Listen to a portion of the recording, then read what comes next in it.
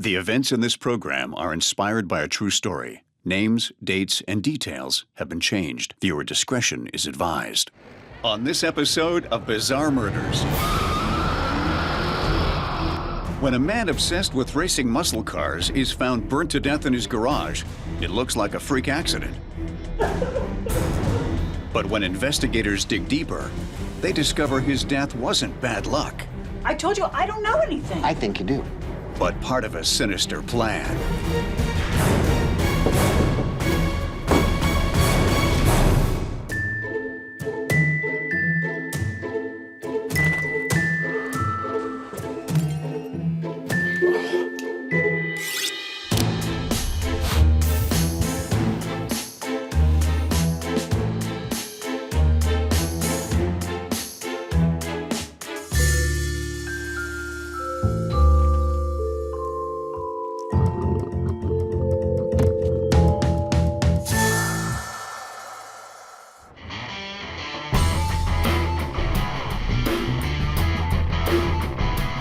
Randy just loves his muscle cars. Happiness is a six-pack, good tunes, and working on his V8 engine ahead of the next race. Randy's a fixture on the muscle car drag racing scene. People like him, and he's highly respected for his technical know-how.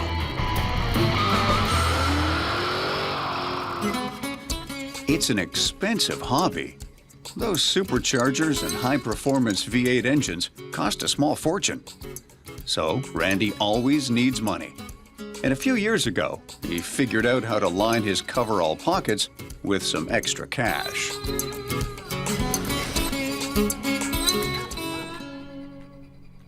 Back in the late 1990s, Randy is running his own mechanic shop. He's got a head for business, and he likes being his own boss. But Randy just isn't making enough money to support his car obsession. So he starts cheating on his business taxes and overbilling his customers. Small amounts, but they add up big time. Tens of thousands of dollars in a few short years. Even so, Randy figures the feds won't notice, and for a while, he gets away with it. Lots of people have expensive hobbies. Planes, horses, sailing, you name it. In Randy's case, it's muscle cars, a man after my own heart. But people who indulge in these pursuits generally have lots of money. Randy, not so much, even if he is cheating the government. With his hobby growing and his bills piling up, the pressure on his marriage builds. I hate coming in here. It's disgusting. What do you want now? But I have to talk to you, and I For can't what? find you at the house. You're never at home anymore. You're I'm always busy. here. Look, have you opened the mail lately? Have you opened the mail? I told you Randy? not to go through the mail. Listen, somebody's got to pay attention to where the money's going, Randy, and it's all going out. What is it? As Kristen pleads and argues with him to sell off parts of his collection, she discovers he actually invested more, renting a second garage. This is an investment. This whole place is an investment. It's a business. Oh, this is our future. This is our future. Randy, you couldn't get lucky in this thing when you bought it. What makes you think this is going to do anything for you now? As an FBI agent, I've seen it 1,000 times. You can go from passionate to criminal about something in the blink of an eye. But here's a bit of free advice. If you do need money to pursue your passion, don't rip off the federal government. We take it personally. We will catch you. Randy's arrested for tax evasion. He pleads guilty and avoids prison, but he's saddled with a whopping $300,000 in fines and back taxes. He's worse off financially than ever before. After a taste of justice, in other words, getting caught red-handed, some people do get scared straight. Randy might have bet on crime and lost, but at heart, he's still a businessman. He can earn a clean dollar. And now he really has no choice, does he? It's the early 2000s, and the housing market is booming. Interest rates are low, and the mortgages are practically being given away. The construction sector has a big problem. Really? More demand than can be supplied. Come on, that's easy. Randy sees an opportunity. He's good with his hands, and he knows machines. Ah, I can do that. Jeez, that's easy money. He goes into the house contracting business, leasing out construction equipment. It turns out he's good at it, and the new business goes gangbusters. Randy can't wait to get back on the street racing circuit, something those back tax payments have put a serious damper on. But Randy's good intentions are no match for the worst economic meltdown in decades. Like millions of Americans, Randy is blindsided by the Great Recession of the late 2000s. Breaking news. Stocks all over the world are tanking because of a mortgage lender crisis. After digging himself out of one financial hole, The Dow is expected to open down 300 to 400 points. It's only going to get worse. he now finds himself facing complete ruin.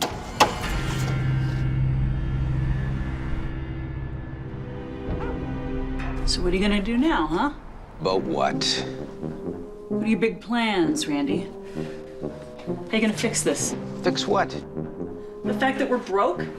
Now we have nothing. We have less than nothing. We have less than we had the last time I said we had nothing. Talking about you live in a nice house, you get your hair done, you get your nails done, you got nice clothes. Well, you don't seem to hear me, Randy, because every time I try and tell you, please stop spending money we don't have, Randy, you don't hear me. And now look where we are. Now look, this has ruined us. Here's some law enforcement gospel. Money can drive people to do bad things. Surprise. But it's not always greed that motivates them. I mean, sometimes it's good old-fashioned desperation that pushes ordinary people over the edge.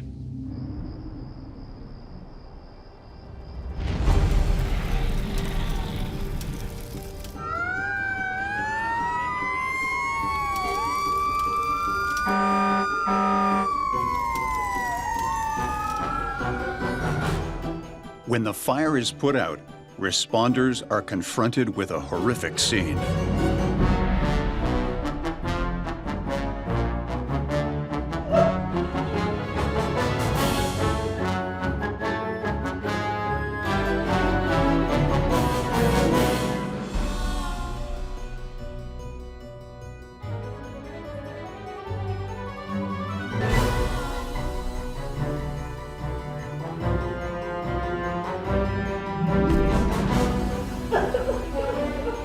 It appears Randy has had an accident and is burnt to death in his own garage.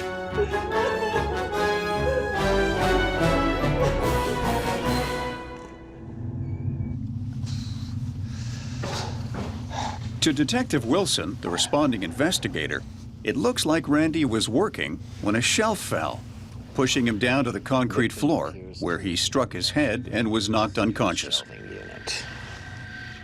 The unit appears to have knocked the lamps over, which started the fire. Some guys just can't catch a break.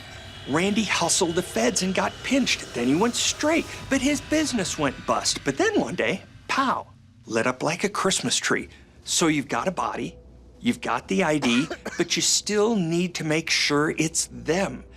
That's really something you don't want to get wrong. That's why the FBI sends agents like me to autopsies. But in this case, the body's burned beyond recognition. You can't even get fingerprints. That means you're left with dental records and DNA. Hello. As Detective Wilson takes a closer look at the fire scene, things just aren't adding up. What? The circuit breakers are all off. There's no way that these lamps had any juice to start a fire. Investigators also discover traces of a volatile fire accelerant. Not the kind of product you want in a closed space like a garage. Randy would have had no use for it in any case. Randy was a great mechanic, which means he was a safety-conscious mechanic. So everything's highly suspicious. Investigators now have to wonder if Randy was, in fact, murdered, and if the fire was just a cover-up. This was no accident. So if it is a murder, who would want to kill old Randy? I mean, he didn't have any money, and the muscle car scene isn't exactly known for its blood feuds. Besides, everyone liked the guy. So who and why? In all suspected murder cases, the culprit is often someone close to the victim. Armed with Randy's life insurance policy, Detective Wilson pays Kristen a visit. Tell me, does that look familiar?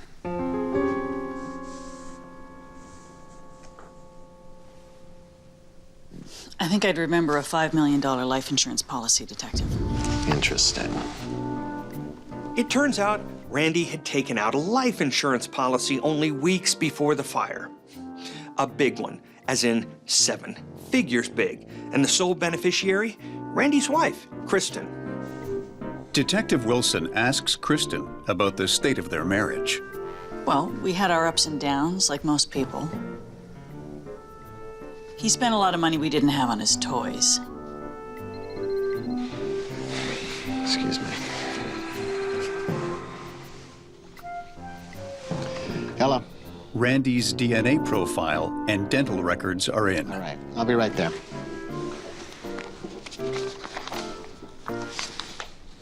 We're not done here.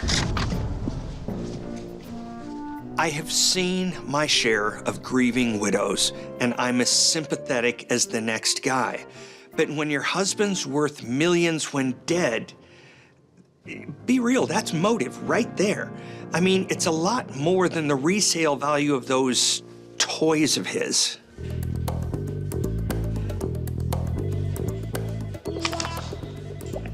Hang on a minute. These are different. Randy's dental records don't match the teeth from the body. Investigators now have to answer 2 questions. Just whose body is that on the coroner's cooling board? And where is the real Randy? Detective Wilson checks missing person reports to see if anyone has disappeared recently. If so, it could be a lead on the identity of the John Doe at the morgue. It turns out someone has disappeared. A 22-year-old local man named Keith. His sister had reported him missing only a few days before. Thank you for coming in. I understand your brother's missing? I have no idea where he is. That's a picture of him. He took some job with some local contractor. He was trying to save money for school. Also, he never sends texts, and look. He always calls, and he just said he was leaving town. We live together. He would never do something like this. You know, it's not a crime to go missing, and if you're of age, the police aren't even obligated to look for you. But if the circumstances of your disappearance are suspicious, well, that all changes. Then we step in. And in the case of this young man, Keith, the circumstances are a little more than iffy. Sure, it could be a coincidence that he vanished the day after he showed up for the job, but honestly, cops don't believe in coincidence. We believe in evidence. Detective Wilson takes a DNA sample from Keith's sister to compare with the DNA from the body.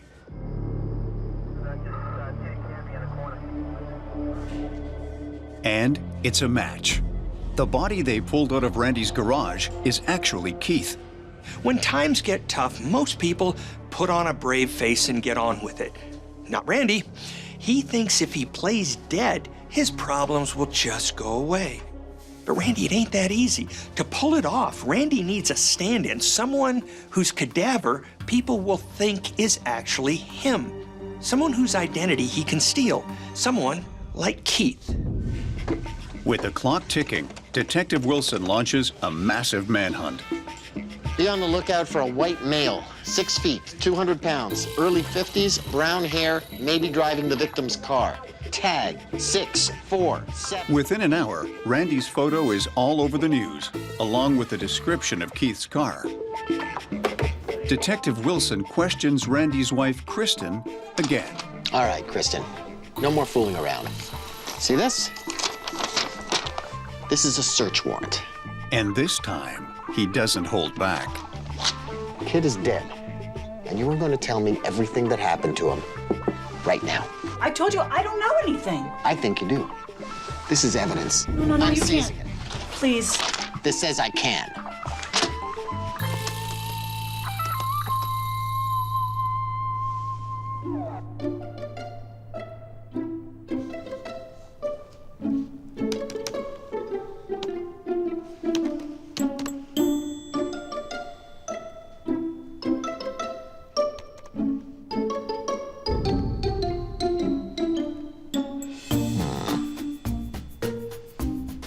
Wait a minute.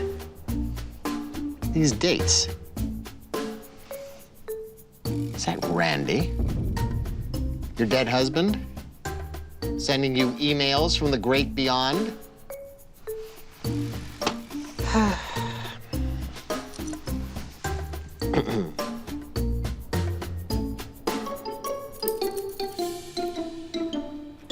Emailing your supposedly dead husband, really? Not the best move, Kristen. Even with the email evidence, it's not helping police find Randy, who is still at large. But widespread news coverage of the case prompts a witness to come forward. A witness named Jim. Can I help you? Detective Wilson, Yes, I'm Wilson. the guy you're looking for, the guy all over the What news, guy? Randy, that guy in the picture. I know him. You know this guy? I was the person that Randy wanted to murder.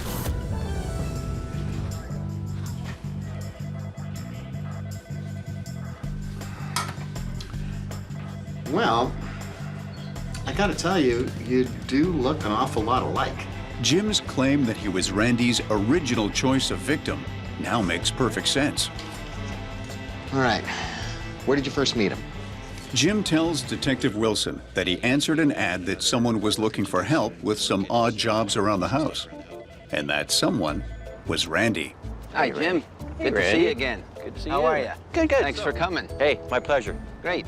And he asked me to do some work in his yard or help some stuff around the house. Odd jobs? All right, yeah. And he had this large application, 8 or 9 pages.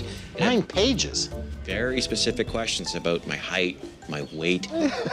Tattoos. Yeah, I might have a big heart on my ass. Come on, Well, man. I don't want to see that, but Whoa. Bank card number? Wait a minute.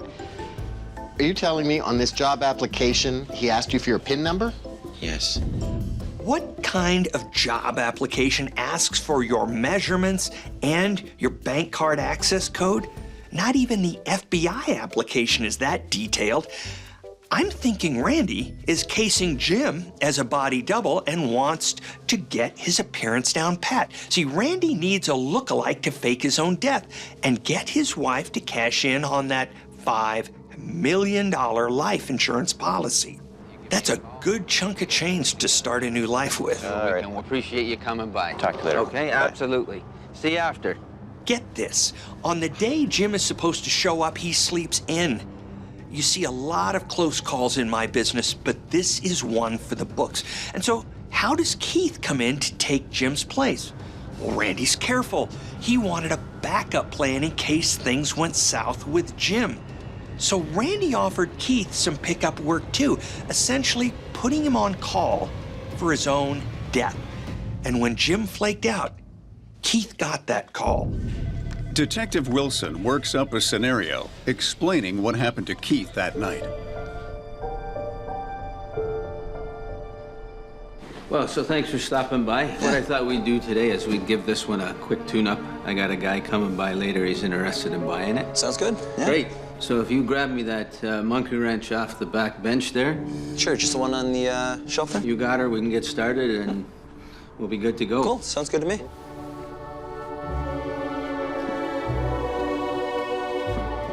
Randy chloroforms Keith to avoid evidence of a struggle.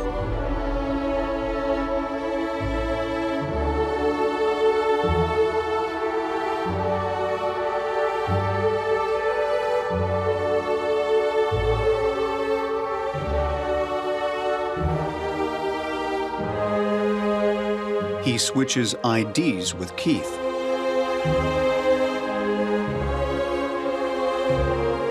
And then takes his car keys.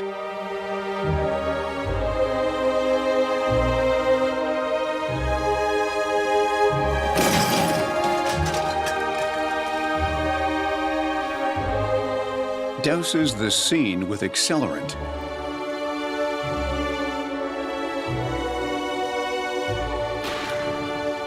And lights it up.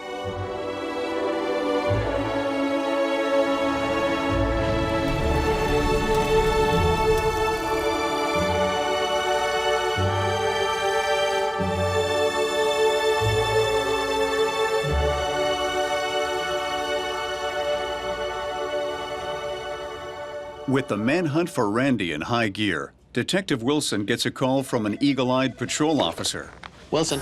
The officer says he's noticed the same car parked outside a motel on his patrol route for days.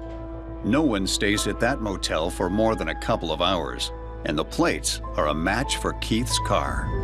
Okay, I know the place. Don't do anything, stay right there. I'll be right there.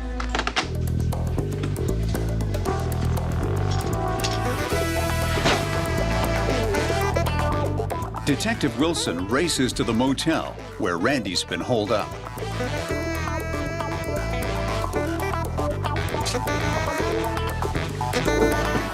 Randy, it's Detective Wilson.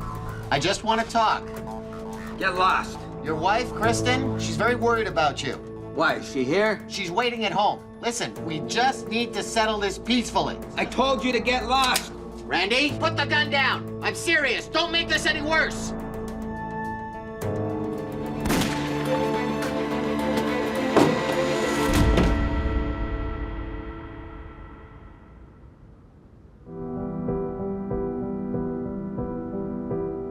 Randy's problem was always money. A lust for money drove him to cheat the government. A lack of money made him desperate enough to try and cash in on his own death.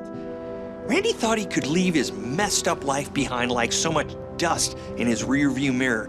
He didn't care if he killed someone to do it. He went from tax cheat to killer, and in the end, he was a coward. He took the easy way out. And what about Kristen?